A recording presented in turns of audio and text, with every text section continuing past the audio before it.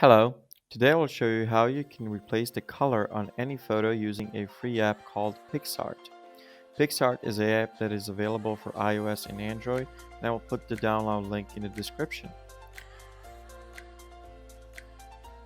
Open PicsArt and import the photo.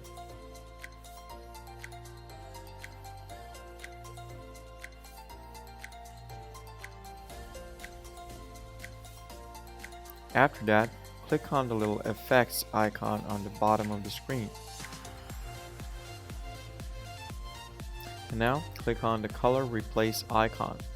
This will open the selection tool and you just need to select the color that you want to replace.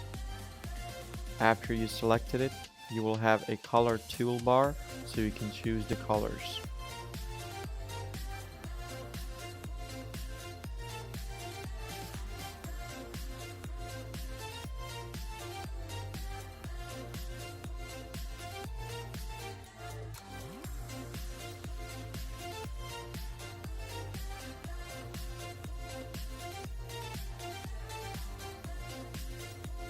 That's about it.